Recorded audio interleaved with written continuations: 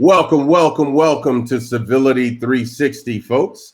It's your platform for all things civility, where civility, influence, and action are our deliverables. Listen, I'm Professor Vernet A. Joseph, and I've got my great friend, the co-host, Sir Clyde Rivers, on the line with us today. How are you doing, my friend?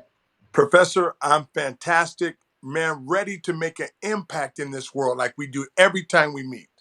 Every single time. Well, listen, I'm so excited about today's show. Today, we're going to be talking about the topic of leadership after the crisis. Leadership after the crisis. You know, the art of leadership is truly influencing others to do that which you know needs to be done. So, as we look at this crisis, what does leadership look like after the crisis? Because in many cases, we have found that people haven't been led. Now, we need to talk about that. We need to talk about that because in this crisis, some leaders have gone dormant. And what we need to talk about is, what does this look like after the crisis? You must lead in austere times. You must lead when times are good. But you've got to lead every single time. You cannot ghost your people. So let's talk about that, Sir Clyde Rivers. I want to talk about leadership after this crisis. What does it look like? And we can walk that out in many different industries and arenas. Talk to me. Yeah, let me see.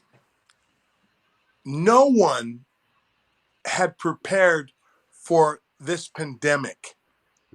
Systems that think they're wiser than everyone in the world are not wiser than everyone in the world. They did not see a pandemic coming. Their business models, their methodologies, in many cases, are now obsolete because we've been forced to another paradigm of communication. Can you imagine if a business doesn't have digital platforms? Can you imagine what it's going to be like to or if you kept your people uninformed because you wanted to have all knowledge and not them have any? And now you can't even see them. So now they have no idea what to do. So this will cause leadership to rethink the game. And man, Professor B, someone told me something yesterday.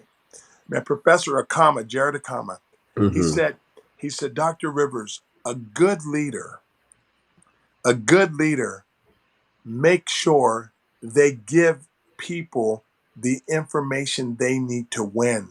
He said a bad leader withholds the information, and when they get old, they lose everything because they didn't build anyone else. When you build other people, you live a long time through them.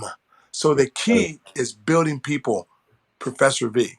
Wow. You know, there are some things that I want to really tap into when we begin to talk about leadership after the crisis. Let's talk about leadership during the crisis and then move on to after the crisis. Because what you just stated, Sir Clyde Rivers, is what's most important. You've got to show your people that you care, that they matter, and that you value them. How do you do that? A good leader who leads during a crisis have to lead with compassion. Wow, that's good. Listen to what I'm saying. You've got to be able to lead with compassion. Now, many people don't understand that word compassion. Compassion in a natural or normal circumstance is a leader who is mindful and careful to show compassion under pressure, especially in times like these. Wow. See, the person, if you're being led by someone who panics when you panic, I don't know that they're the leader. When you can really see a leader is when everybody else is panicking, they take charge. They become that resilient voice that comes with answers and solutions instead of being frantic, just like everyone else. That's why they are the leader. They're the one leading from the front. So you've got to have compassion to be able to weather the storm, whatever that storm looks like, epidemic, pandemic, bombings, this, that, whatever the case may be. Good leaders learn how to operate in compassion during a crisis. The other thing that I'd like to say about that, Dr. Rivers, is this. Good leaders during a crisis bring clarity. They bring clarity. Now, what do I mean when I say clarity? See, in difficult times, people's mind and judgment is clouded. But a good leader is going to ensure that they bring clarity to their people, even in the difficult times. Leaders lead, leaders give guidance, leaders make sure that there's clarity. I've never met someone who's been praised for leadership that didn't lead with clarity or compassion. Let's stop there and let's talk about that a little bit. Wow. You see, man, Professor B, I believe there's peacetime leadership and crisis leadership. Come on now. A good leader is trained in both. Because if a leader has true vision, crisis doesn't change the vision, it interrupts. So if you have a crisis interruption, it doesn't mean the whole fort caved in. And we have to weather this storm and looking at the storm for new narratives. And that's what a good leader right now has their eyes and ears open that, wow, what can we do better? What can we do different? So this crisis is exposing weaknesses and exposing strengths. But if you have, as I played basketball, we had guys that were game players and guys that were practice players. There were practice all-stars. When you when that clock goes off, when it goes bing and the game starts, freeze. And other people answer the phone when it's ringing. So we need to understand that peacetime leadership is a part of leadership.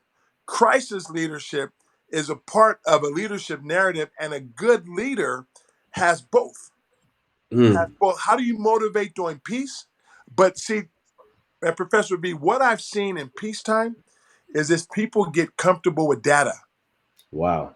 The data says the data. Okay, great. What's the data say in a crisis? Nothing, because a crisis is something that they didn't prepare for, didn't understand for, and there's no data. So now data-driven leaders are good, but they're not always effective in a crisis because they're looking for numbers and stats, and we're like innovation. Dr. West told me something about in the military, there's an infield promotion. Yep. When you're in a war, they can promote you in the field when the bullets are firing, when the stress is going. There's infield promotion. Doc, would you tell us a little bit about that? Absolutely. So listen to this, and I'm glad that you actually brought that up, because leadership, notice we were talking about leadership during a crisis, and that's what this infield promotion is. Think about this. I want you guys to hear exactly what we're saying. That's why it's imperative for you to know 2 levels above you as well as 2 levels under you. Who does what and how does it affect the mission? Because when your leader is taken out, we look around and we look for the most qualified person who can now lead us in the battle, in the midst of the battle. That's what we call infield promotion. So when you turn around, it doesn't necessarily mean because you have the rank. What it means is, hey, you've got the leadership. You can take charge. You can be 1 level and get promoted 5 levels above if that person's been taken out. So when we say to you, you don't have to get ready, you need to stay ready. Infield promotion is what that's really about. Are you prepared to lead? Are you prepared to do that which you've been called to do? You know, the funniest thing that I know, Sir Clyde Rivers, that I've heard all my military career is people complain about what the leader is doing because they never had to walk a day in their shoes. But the moment that they get thrown into that position, they go silent. They don't know what to say. And now they feel the weight of that leadership that that person was carrying, but it's too late then, because you've got to be able to lead everyone who's behind you. So watch your mouth when you're talking about leadership during a crisis. Watch what you say, watch what you think, because you just might be next. Wow. Doc, think about peacetime civility and crisis civility. In peacetime civility, leaders now are going to have to teach their institution what they didn't teach them in the past. Yeah. They're gonna have to open their hearts and share information with their organization that they would hold true and not share in the past. Why? Wow. Because when there's a crisis, I may not be able to get to the office now. The files may be locked up. Come on now. And if I'm the only one with the knowledge, or if I go down, if I get sick or something, as a person gets sick, no one knows information.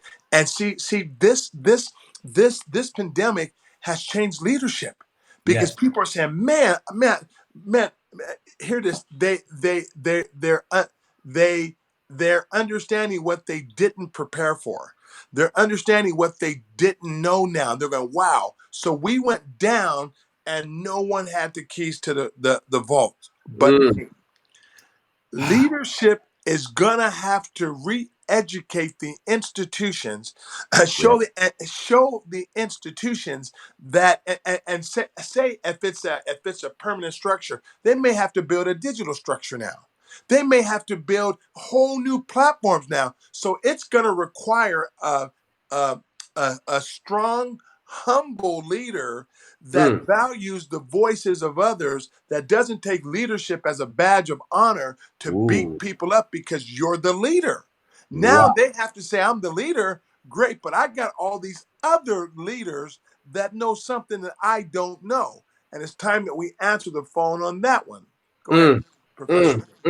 Ring, ring, Mr. Telephone Man. You're dialing the number and everybody is hearing it. Are you picking up what we're putting down? See, leaders are the voice. They're the resilient voice that keeps everything together. Leaders in business, leaders in leadership, leaders in relationship, leaders in finance, leaders in every single area. Peacetime civility, crisis civility. Let me bring all of this together. There's a such thing in leadership that's called community. See, because in the moments of crisis, there's two things that's going to happen. In uncertain times, the question is, are you going to bind together? Are you going to pull together? Or are you going to fall apart? And crisis leadership teaches you how to bind together even in the midst of uncertainty. See, there's a reason why people will tell you, I will follow you to the ends of the world. Why? Because they recognize that you have what it takes to lead them. A good leader is a leader who understands that there's enormous opportunity every single day. There's no lack, there's no shortage. They don't need to showboat. What do? They lead, and they lead well. They help others to become leaders. Leaders that lead other leaders are great leaders. And when you recognize this, you see the enormous opportunity, and then you begin to say to yourself, how can I reinforce? How can I emphasize to these people the benefit of supporting each other? Because remember, the art of leadership is influencing others to do what you know needs to be done. But that person who builds other leaders in the process, becoming a leader of leaders, what they actually do is they reinforce and they emphasize the benefit of supporting each other. And they demonstrate it with such strength that the organization bonds together as a community. That's a whole nother level of leadership. What type of leader will you be? Or what type of leader are you currently? That's what we're asking you now. So leadership during And after a crisis, there's different levels to this thing. And how are you leading your people? Are you emphasizing and reinforcing how important it is that everyone is valuable? Or are you making it about you? Is this a one-person show? Or are you a leader of leaders? That's a question that I want you to ask yourself today. Talk to us, Sir Clyde Rivers. Now, leadership and employees. Mm. This is power. The vision that a leader has, if it's being implemented by other people, the ones that are implementing are just as valuable, because you can have the greatest ideas in the world, and hear this, you can think people are a dime a dozen. People are priceless, not a dime a dozen. Come on now. So what happens is, and I'm talking business all over the world. All over. I've seen nations where leaders didn't value people that knew their business. Guess what happened? When they got fired, they went to the competitor and told them the business plan of the one. And I'm That's saying, right. leaders, you have to open your eyes. And then, Professor V, you are a company or a country, any nation that sends your manufacturing abroad. Mm. Eventually, the one that does your manufacturing knows more than you about the processes. Mm. So I tell people, build, make sure you keep the blueprint, or you'll have to create another manufacturing system, Mm. because somebody else knows how to do what you do. I remember I was in a country, I won't call the name of the country, and I Mm-hmm. saw all these workers, all these workers from a certain country. And I'm asking myself, and then in 5 years, the manufacturing for what they were doing in the other country was now in their country. There it is. Unintended consequence. You bring and I asked one guy, he said, "Oh, those are the donkeys." I said, "No, Didn't that's value. the engine. Mm-hmm. That's the end. You call them donkeys, they're the engine, Mm-hmm. because they will keep your revenue coming. Come on now. Treat them like donkeys." Or great. Now all the donkeys went home. There So it is. now there's a new sheriff that's manufacturing for the one that called them the donkeys. There it I said, is. you never ever devalue a human being by thinking they're not valuable because you have more money or you have this. Never ever mistreat the currency of God. And that's what many leaders have done. But they're going to have to face the music when the world opens back up, because there's a brand new tune. There's somebody else playing the guitar, Dr. V. There's Mm. somebody else on the drum set. There's Come on somebody now. else leading the orchestra now. Come on Talk to now. me, Doc. That's exactly what I'm talking about right there. As we've went over a couple of the different things, watch how this all comes together. Watch how this all comes together. So we're talking continuity now. We're talking continuity now because you mistreated that person and there is an unintended consequence. You mistreated that person thinking that you were always going to be on the top, but there's an unintended consequence. So when we begin to look at continuity, we have to look at it from this perspective. Use the time to examine your current vision and strategy. Because if you mistreat people, your strategy is a strategy that will fail. If you don't treat people with respect and dignity, your strategy will fail. You may ride a high horse for a moment, but I promise you, your strategy will fail. And as a leader, as a world changer, we have to understand that the world does change. Just as you mentioned, we have to ensure that our organization, our people, and everything that we're dealing with is ahead of the curve. Yeah. And what happens is when you mistreat people, people will begin to rise up. See, I don't care who you are. And I've talked to generals, I've talked to 4 stars, I've talked to people who are the CEOs of mega corporations. And I tell them the same thing. You are at the top of the food chain. But make no mistake about it, without the people who are working, you are nothing. You are at the top of the food chain. But if you don't value your people and the people don't do the work, you can't get the accolade. You can't get the revenue that you're seeking.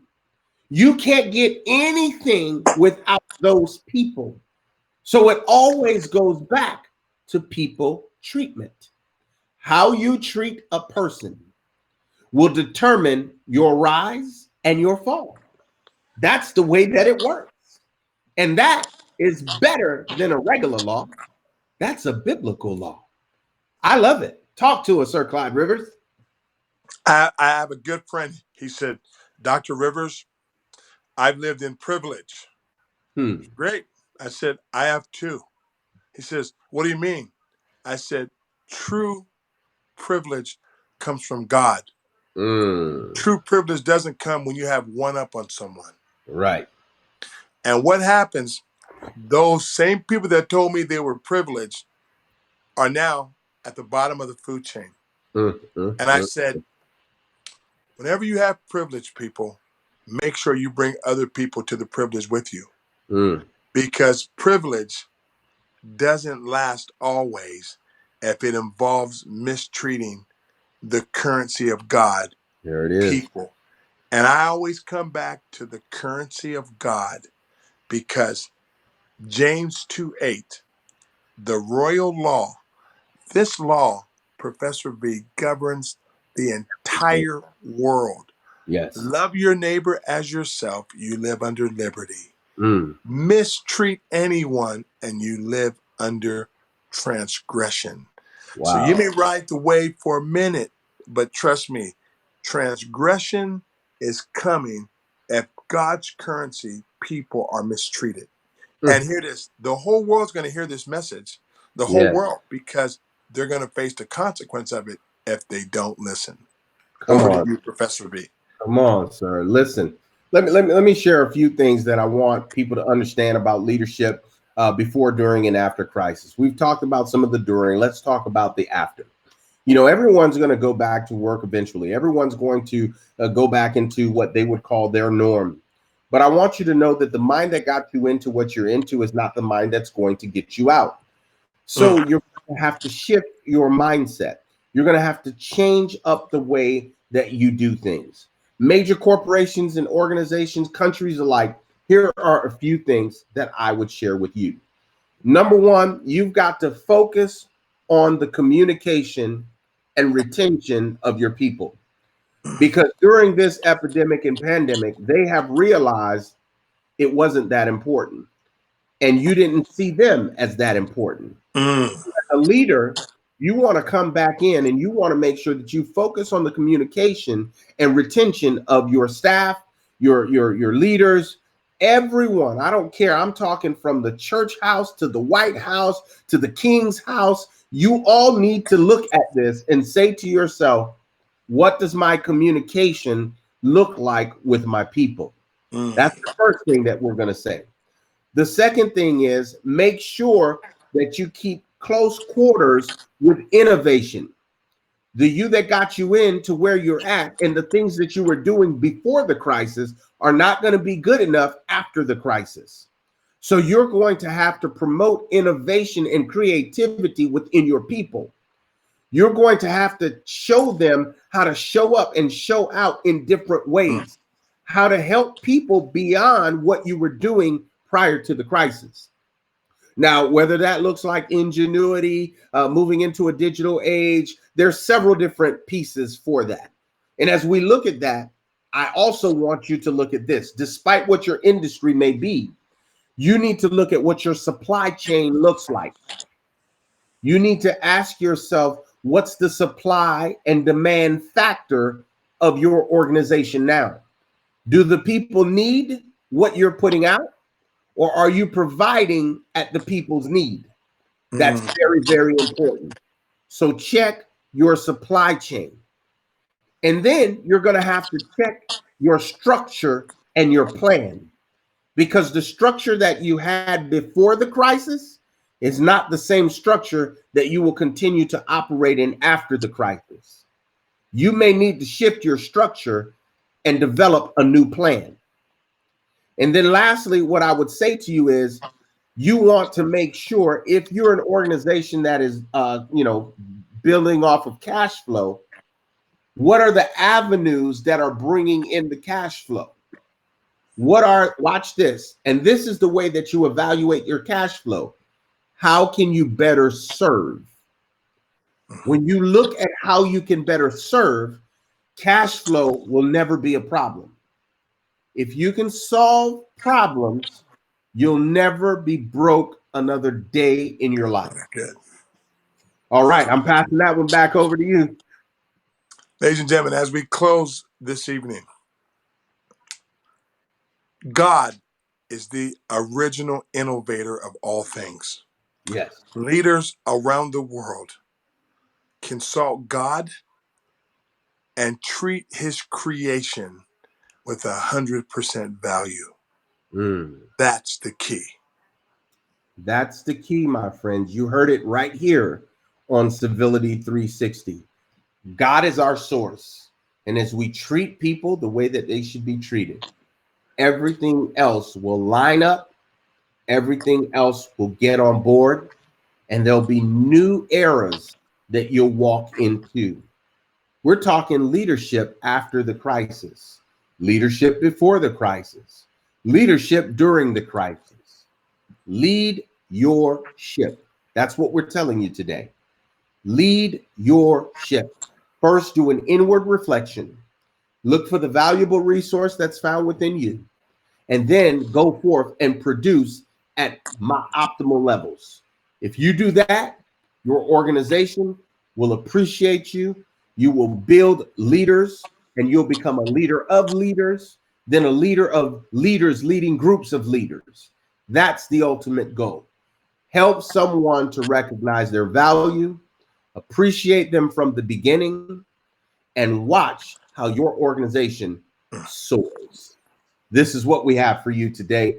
You know, it's always a pleasure to come to you on Civility360 as we bring you civility from a 360-degree angle around the world. Again, if you have questions, thoughts, or concerns, make sure that you send them in to civility360@gmail.com. Make sure you follow and lead with us. Notice how I said that. Follow and lead with us on all social platforms at Civility360. Blessings, peace, and productivity to you all. When the people are civil, lives will change.